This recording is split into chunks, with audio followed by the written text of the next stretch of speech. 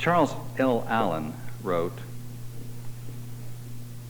"If we realize that we will experience low tides of our spirit, then our moments of depression and discouragement lose much of their terror. Learn to wait for the tide. But in the waiting, we are certain the tide will rise, and because of that, we have faith and hope." Everyone here has had those moments when you've been on the high tide, that mountain top, that peak experience when you could see beyond the horizons and knew that your life was good, had always been good in spite of appearances, and would always be. Those moments are spiritual experiences, and we are more closely identified with our true self, our God self, in those times. And yet, even those highest moments are merely previews of attractions yet to come. This is a magnificent universe, and it is a benevolent universe. It's a universe in which everything is working together to bring us into the fullness of our higher consciousness. Now, in our ordinary state, in our present human condition, we are still asleep and dreaming most of the time. We've come here so that we might awaken. And our lives, our experiences, those things that occur to us are opportunities for us to gain mastery, come alive, and practice these principles that we are discovering. Now, most of the new things that happen to us throughout our lives are things that we never planned or dreamed of or even desired, at least at first. The reason I say new things is because a great deal of our experience is but a repetition of what has occurred over and over in the past. Have you noticed that our lives tend to take on the sameness, and even if we move to some distant place, we pick up and repeat in a very strange way the events that we seemed to have left. In a very short time, you'll surround yourself with a group of people who even look like the group of people that you thought you left. Different names, but similar identities. Repetition, sameness. We tend to live in comfort zones of repetitious experiences and relationships, and though we often don't like to live this way, we do like to remain comfortable and non-threatened. Now, have you noticed that when something new does break into our programmed patterns, our response is usually one of surprise? We can hardly wait to relate to the next familiar face we see something like this. The most unexpected thing happened on the way here this evening. Or frequently we will add, what did I do to deserve this experience? We're always surprised when something new breaks into the pattern. One of the most important changes that can occur in the mind of a self-developing person is to begin to expect the unexpected. Why, living on this earth, are we ever surprised at anything? We should never be surprised when anything happens to us. In fact, spiritual maturity requires that we begin to plan on the unexpected and to prepare our minds to receive the unexpected with great joy and delight. Resist not evil, or the appearance thereof, the Scripture says. Why do we resist? Why are we shocked? By this time, you should be shock-proof.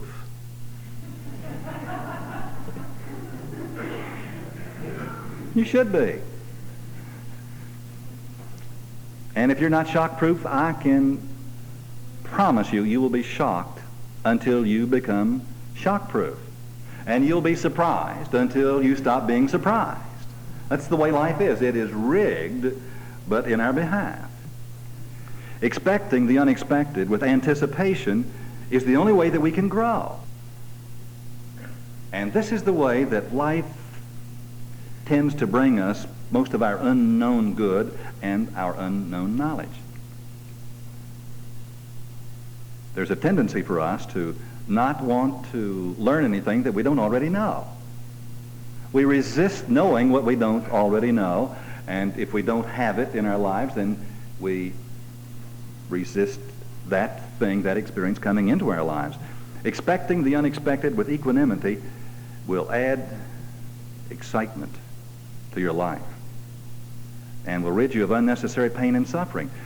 Most of our pain and our suffering is caused by holding on to the past and trying to remain in those little boxes in which we have placed ourselves.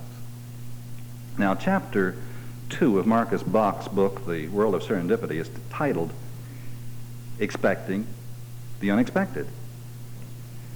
Webster calls serendipity the gift of finding valuable or agreeable things not sought for. And serendipity refers to the discovery of goals which you stumble into or which stumble into you while you're in search of something that's altogether different. Have you noticed that you're out looking for something that you thought you were looking for and you don't find it, but while you're in the process of looking for it, you stumble into something that is better or worse, you think worse, than the thing that you were looking for. And most of the things that now exist in your life fell into your life. You stumbled into them. As a matter of fact, if you will examine the good things that exist in your life, you could not have sought them because you didn't know to seek them back then. You are aware of them now because you have them. But when you didn't have them, you didn't know about them. And if you'd had your way, you wouldn't have them now because you would have resisted the thing that you now have. Are you following me? Are you with me in this matter? Therefore, I say to you that serendipity is a pseudonym for divine order. There is a divine order. There's a perfect order that keeps impressing itself upon us, whether we like it or not. It does. Now, Bach wrote, one of the best descriptions of serendipity was given by a justice of the Supreme Court, Benjamin N. Cardozo, when he said, like many of the finest things of life, like happiness and tranquility and fame, the gain that is most precious is not the thing sought, but one that comes of itself in the search for something else. In the search for something else. The key word is search. In the search for something else. Very little good happens to us unless we are in action, unless we're in motion, unless we're moving toward an objective or a goal. The word search is defined as to make a thorough examination of or look over carefully in order to find something, to explore. Are you an explorer? Are you? Really now? Do you walk around in the same patterns, take the same streets, think the same thoughts, watch the same programs on television, say the same words to the same people? Is there that sameness in your life? Are you willing to examine your world, your experiences, the contents of your mind? Are you willing to hear yourself speak your words? Are you willing to wake up and become aware?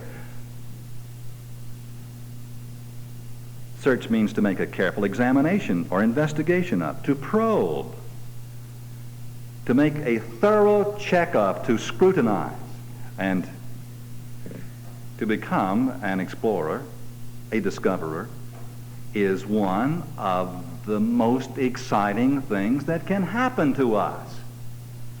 This is an exciting universe. This is a marvelous world, and it responds to the person who eagerly seeks to break out of the status quo, especially if that present condition is good. Are things good in your life? Then wonderful. Don't settle down into that good. You've got some momentum going for you. You really have the opportunity to move forward and be an explorer. A closer look at serendipity suggests that there are principles or techniques involved in some of these remarkable discoveries that take place. Bach suggests that serendipitous people are possessed of three qualifications. One, great expectations. Two, great sublimations. And three, great observations. Now, expectations we understand. The dreamer, the goal, the person who is excited, searching, looking. To sublimate might be a term that we don't fully understand, but it means to change, to modify, to transform. Let me see if I can explain it this way. Once you have set a goal for yourself, have absolute, unquestioned faith in your high and holy expectations. Keep moving toward that goal, believing to the very best of your ability that you're going to achieve it. And you probably will. Notice that I said probably will. That shocked some of you when I said you probably will. You mean that you won't achieve that goal every time? Of course not. I hope you don't. You see, once in a while, your goal will not be achieved. And in that moment, what will you do? Become depressed? Disappointed? Have a diminished or weakened faith? No, of course not. In that moment, draw upon your great sublimations and become keenly aware that though the first goal was not reached, there will be an unexpected goal just as good or better. That the first goal was probably not the one you were looking for after all. It was the one that you set, but there's another one in here somewhere. I don't know what it is, but it's there. I could give you 100 examples of sublimation, but let me use one that really does include you. It's the story of the entire process of building that new and exciting church edifice that even now is partially constructed. From the beginning of the decision to build that building, the board of directors, the building committee, and I established a series of goals. And most of the time, those goals were achieved. But from time to time, here and there along the way, an especially important goal was not achieved. But invariably, when a goal was not achieved, a better goal came along to take its place. And in those first moments when the goal was not achieved, there may have been a brief tendency to think what went wrong, and it was not a matter of anything going wrong at all. Something was going right. We just did not thoroughly understand it at the moment. Looking back now, we would not change a single thing that occurred. An example would be, about 2 years ago, we set out as a group to secure a bank loan to finance the building of our new $2.5+ million church. That's what it's going to cost us before it's completed. Now, are you aware that when representatives from a church enter the front door of a bank, the officers immediately discover that it's time for lunch? You are aware of that. They would much prefer to not have to say to you, or to us in this case, our money has been lent to someone else. What banker in his right mind wants to recall the mortgage on a church if that should come to pass? Well, at any rate, after a great deal of preparation on our part and negotiation, our bank finally committed itself to a $1 million mortgage loan. And at precisely that moment, it became apparent to us that we were going to have to release our architect of choice and of record at that time. Things just were not working out with that great architect. And so we released him. At almost the same moment that the economy changed, the prime rate rose to 19 or 20%, and the loan fell through. Everything seemed to come apart at about the same time.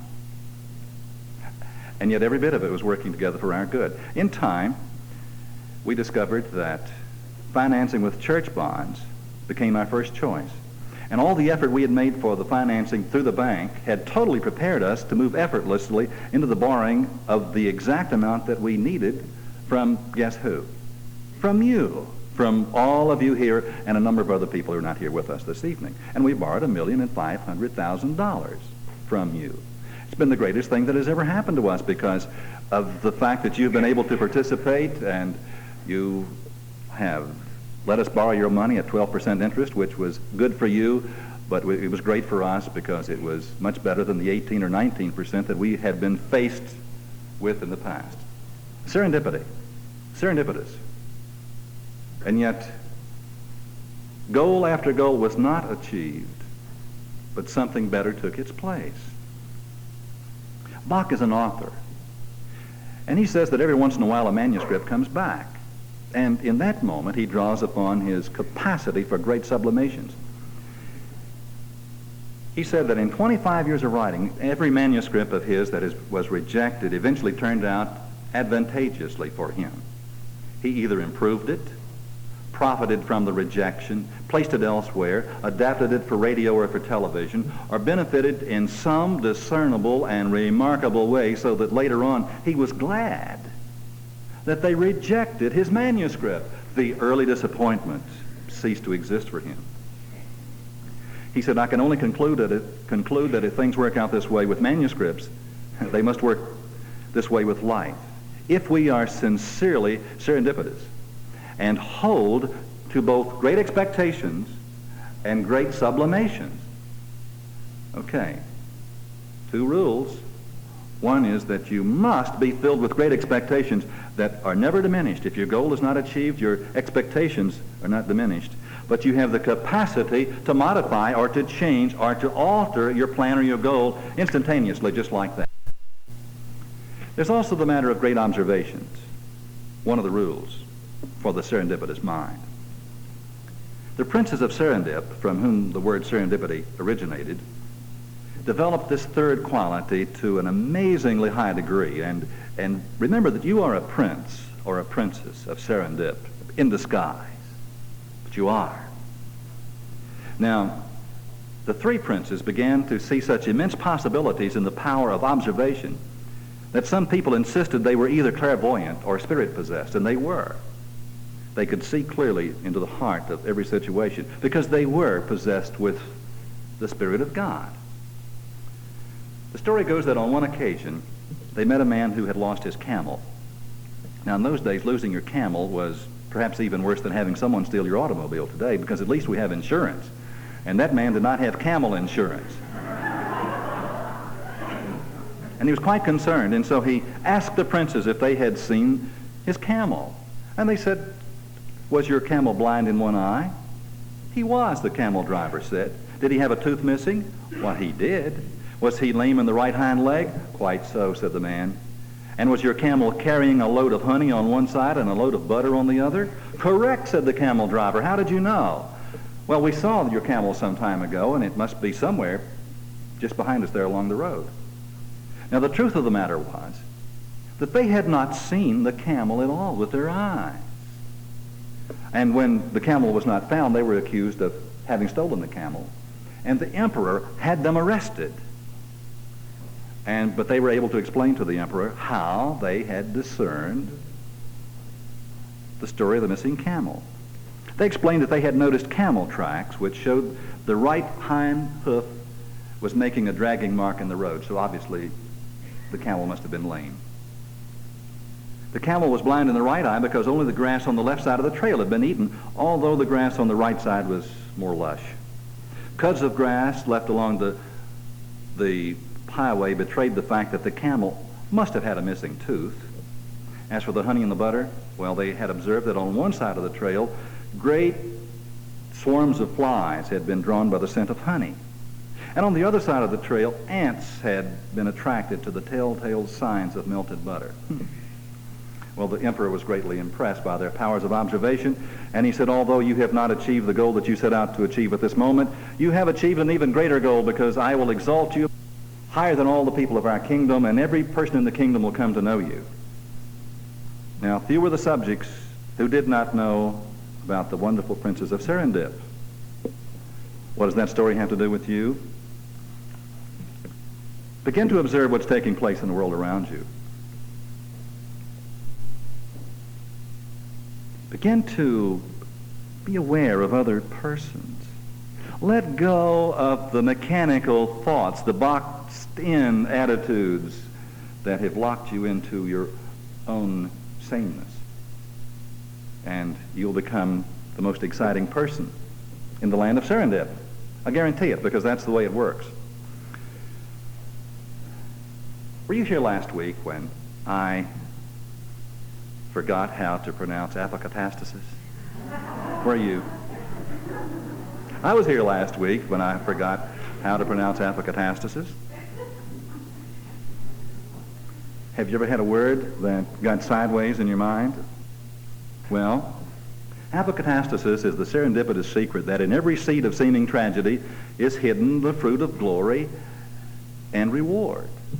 And by the time that lesson was over, I was about to say abracadabra instead of apocatastasis, I'll tell you that. And there was something serendipitous about that experience, because I had to go to my dictionary to discover that abracadabra really is a Kabbalist magic word that from ancient times was held to possess supernatural powers to ward off disease and disaster. And those people who would say, with power, abracadabra, cause something magical to take place in the world around them. We're always saying abracadabra backwards, like I was saying apocatastasis. See, there it is again. I've missed it again. Apocatastasis. But usually we speak the word backwards, and so the thing that we don't want happens. Be careful when you say apocatastasis or abracadabra. If you say it correctly, you will get what your heart desires. But don't get it turned sideways. Simple. It works.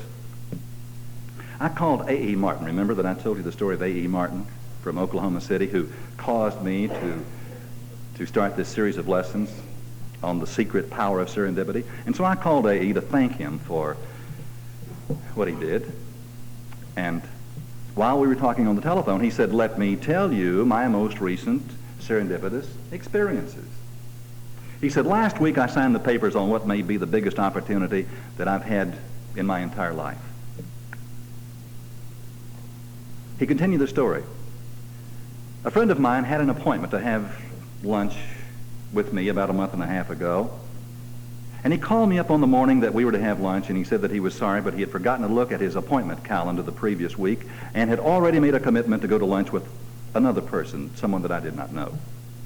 And my friend wanted to know if I would mind if we all went together, and convinced me that he was not going to interfere with the subject at hand. And so we had lunch, and I met his old friend who is now my new friend. Some things came up in that discussion, and I had information that would benefit both parties at lunch. The friend had something that he wanted to make a deal on, a property. And so it developed into us signing a contract for the acquisition of certain properties.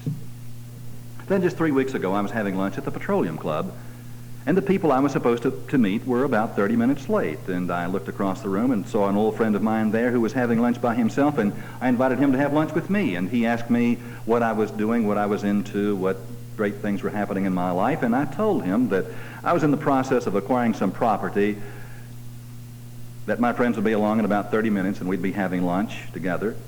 And I asked him if he had an oil rig that was available to go fairly deep and about $3 million. And if he did, he could get in on the deal. And he said, "Well, as a matter of fact, I do. I've got the oil rig and I've got $3 million. And so, because some people were 30 minutes late for lunch, and because his friend, on another occasion, had forgotten about a certain appointment, our friend, our exciting serendipitous friend, A.E. Martin, is now involved in a contract and with a property that has the potential of being a multi-million-dollar deal. And you know what I say to that? Apocatastasis.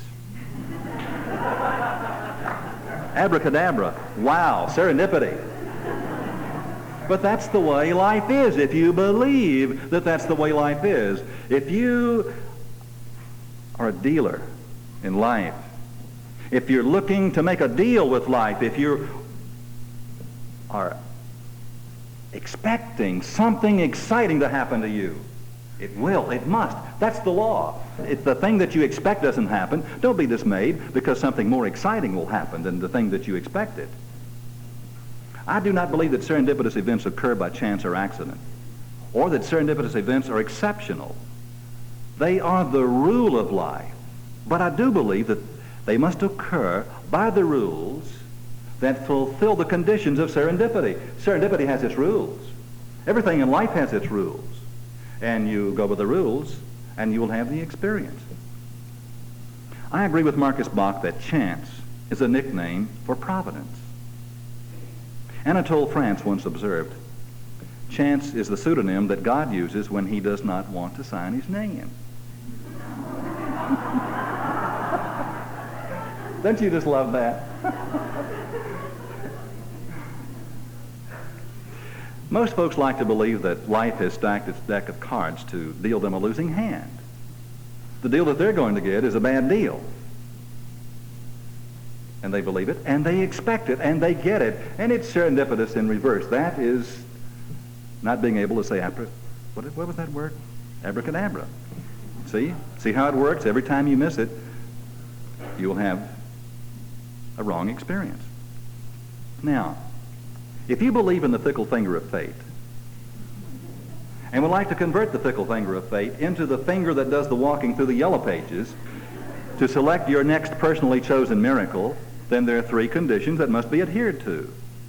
One is to be insightful, the second is to be philosophical, and the third is to trust your guidance. And when I was making my notes this morning and had written down the statement about the fickle finger of fate, in the background the music was playing in the church. And the commercial said, "Let your fingers do the walking through the yellow pages." How would you like for God to walk through the yellow pages of life to select the next serendipitous experience that is yours? Listen carefully. Apocatastasis, abracadabra. You'll hear the secret. The princes of Serendip made it clear that when a chance happening or an unusual probability runs into you, or you run into it, it's like an unexpected finding of a coin. Pick it up. Look it over. If you passed a coin on the street, would you not examine it to make sure that it really was a coin? You would not throw it away until you had thoroughly examined it. Now do this with the experiences that are happening to you. Examine them all carefully, and you may discover that you've been throwing away the most important events that occur in your life. Our most famous example is the story of the discovery of penicillin. You know the story well by this time, certainly, how the Scottish bacteriologist Alexander Fleming was working in a laboratory in 1928, and when he looked at some of the mold spores of one of his cultures, he discovered that it had produced an unusual effect. It had spoiled. It was contaminated. It was a bad specimen. Now, it's quite probable and possible if that had occurred many other times to many other scientists, and they had looked at that same type of culture and had thrown it away. But he was a Scotsman.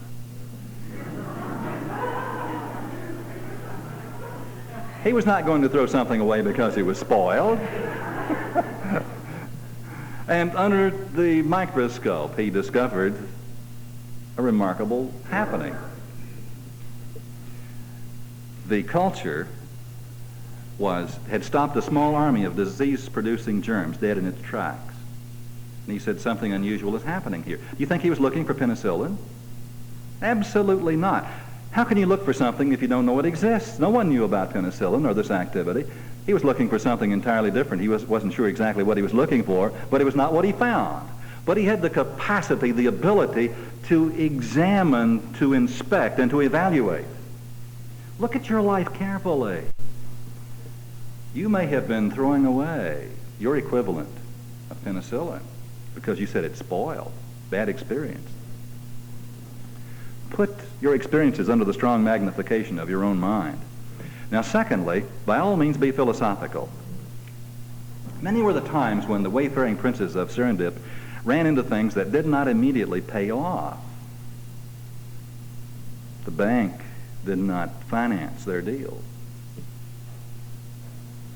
And this becomes especially clear when we remember that the princes were, after all, sons of a king, and their ultimate goal was, of course, their father's kingdom. And very important that we know this.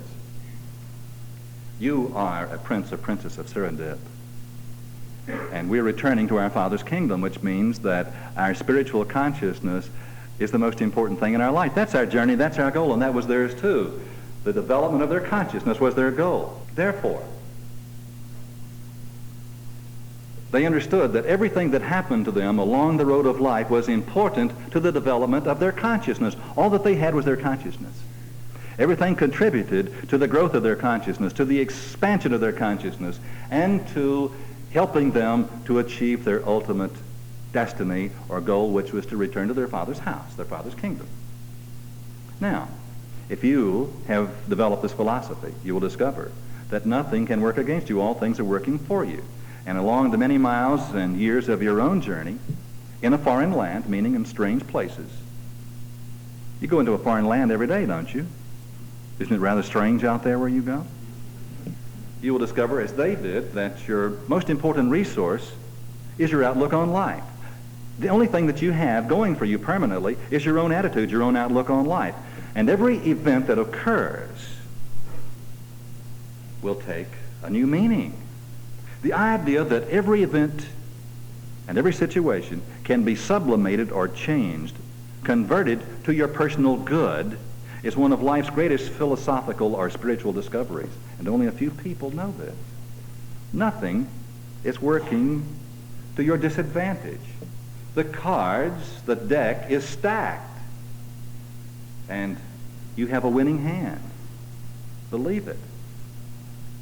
At the moment that I made this note this morning, a call came from the company that does our mailings for us. The post office had just called there to tell the manager of that company to come to the post office immediately to pick up several bags of mail, our mail, that had just been delivered to the post office, because a brochure that was included in that letter had another church's mailing permit on the brochure. Now, we weren't mailing theirs except in a closed sealed envelope.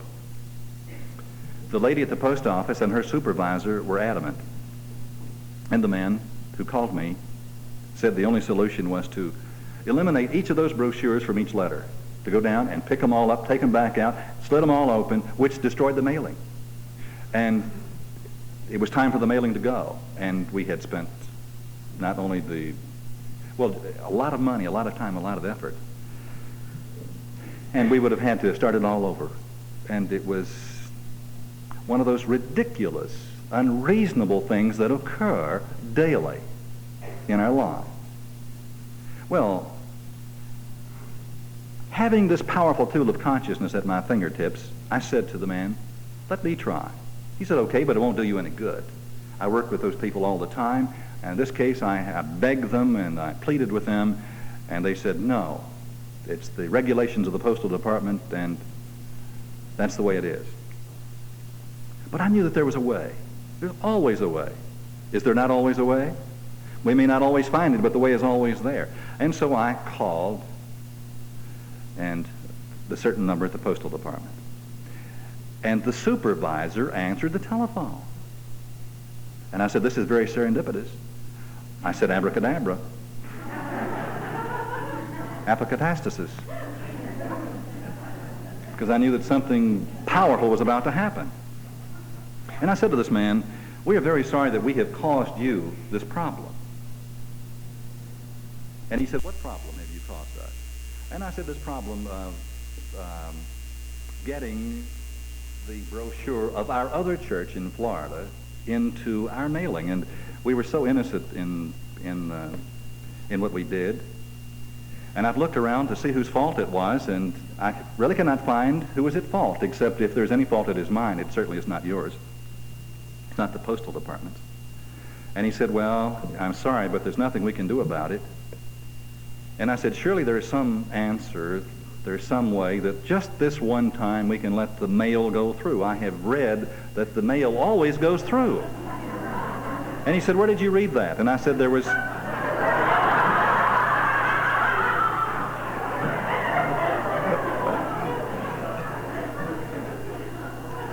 And I said, let me put it this way.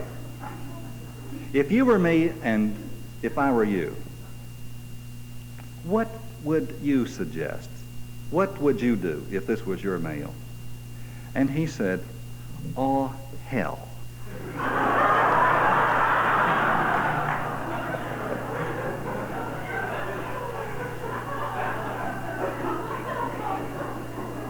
Apocatastasis works. He said, write me a letter. And I said, what shall I write in your letter? And he told me what to write, and I wrote it. And he said, as soon as the letter gets here, I will send out your mailing. Now, I was not about to mail him my letter, because I know what happens when you mail a letter in the postal department. I said, I will send that letter by hand. Now, where is the serendipity in all of this? Well, who received the unexpected good? Marietta, one of the girls that works in our office. You see, she got the rest of the afternoon off simply because she took the letter to the post office. Don't you know how glad she was that we had a problem? Somebody is always glad that there was a problem once the solution has been found. Look at all of the problems you've ever had. And I dare say that you're glad of each one of them. Trust your guidance. That's the third lesson to be learned from our experiences, if you wish to be serendipitous. When I was attending our Unity seminar, studying to be the minister, in my mind and in some of my classes, I named the unknown church that I would take upon ordination. I named it Unity of the Swaying Palms, because I said to myself and to others, I'm a palm tree person, meaning I like the warmer climes. And even before I was ordained, I had offers in Southern California, Texas, and Florida. Just like I had said, I was a palm tree person, and I drew to myself these palm tree opportunities. But I asked for guidance. I really did ask for guidance. I really asked and believed it with all my heart that I was receiving the guidance. And as I went to these different churches, upon examination, the offers, so attractive on the surface, did not feel right. And so I waited with some patience and a great deal of pressure exerted from the outside for me to make a choice. And time passed. 6 months passed. A long time passed without a newly ordained minister making a choice for his first church. One day, I was standing in my apartment in Dallas, a lovely, lovely apartment, a beautiful building, looking south toward the palm trees. Gorgeous day, overlooking SMU campus. And the telephone rang. And it was an offer to come here to try out for this church. The least likely place, and as it turned out, the least attractive offer that I received. But serendipity, before I arrived, the offer was withdrawn. They called me back and said that they had withdrawn the offer in favor of another minister, another person. And I rejoiced, I smiled. I was a palm tree person. And this was far too close to the North Pole for me.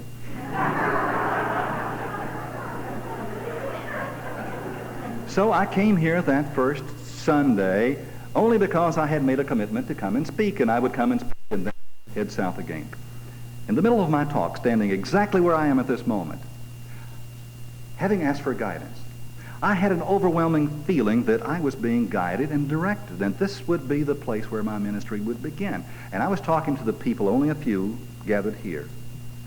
And inside, there was another conversation taking place. And I said, oh, no, God, you won't do this to me.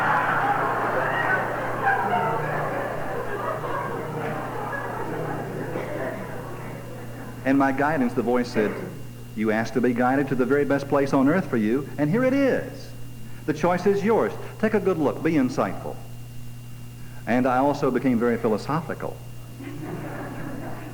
I decided that I did not want what I wanted. I wanted what I needed. And my guidance said that I needed to be here. And I trusted my guidance. And I chose to be here. And this has been, of all places upon this earth, the very best place for me to be. I am with my people. It is not good for me to be here for you. It is good for me to be here for me. I love being here. Do you know that a number of times since God and I had that experience, I've had an opportunity to make the same palm tree decisions over and over again, including the opportunity to take the palmiest palm tree spot of all, Hawaii. And I chose to be here, and rightfully so. At the very moment that I said that in my notes, trust your guidance, my secretary came and placed a letter on my desk that came in the mail today that was mailed 3 days ago. It said, "Dear Jack, God works in mysterious ways. I have much to tell you, and though you do not know me, I feel as if I know you and hope you do not mind if I call you by your first name. It started about a year and a half ago when out of sheer desperation I attended an Al-Anon meeting. I went because I was miserable and I thought my misery was caused by my husband's drinking. Of course, I learned that we cause our own misery, and in this year and a half my life has changed miraculously, though my husband is still drinking." Have you noticed how your misery drives you to do something, and then you discover that that which you did takes you in a completely different direction? I thought God had deserted me. Why would he let me marry an alcoholic when that was the thing I had feared most throughout my life? Who was it that said, "That which I greatly fear has come upon me"? Fear something and it becomes a goal. Fear it and you go to experience it, do you not? Of course, it was I who had deserted God, and not the other way. A short time later, a group of women began listening to the tapes made by your wife, Karen Boland, entitled Woman Awareness. Imagine our astonishment when we discovered that this woman who appeared to be so happy, secure, and sure of herself was married to a recovering alcoholic, you. It gave us hope for our spouses, whom we love so dearly. This tape session has developed into a loving friendship of people searching for the truth and a better way of life, and a sharing that helps us to grow in our own way at our own pace. And also we have developed a mastermind group from which the most exciting things, the greatest miracles, continue to happen in our lives. Things that are almost impossible for me to describe in a letter. Then she writes me 3 pages describing the impossible things that are happening as a result of that experience. And she tells me how grateful she is for this miraculous way of life that she came into in a very serendipitous way. Unexpected. She went to get her husband fixed. He's still drunk. And her whole life has changed. And much, much more, and a sense of gratitude. And God bless you.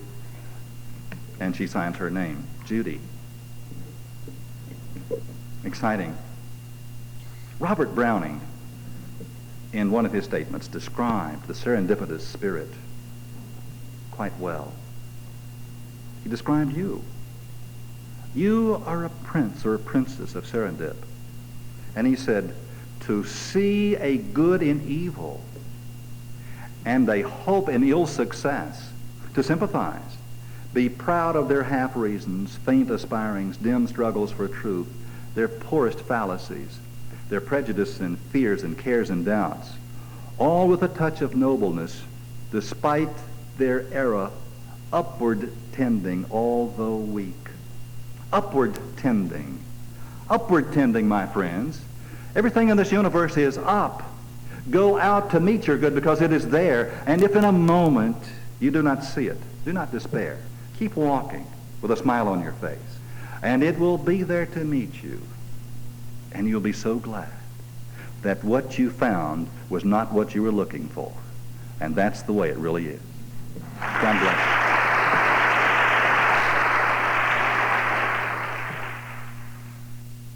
This concludes the lesson on side B of tape number 1.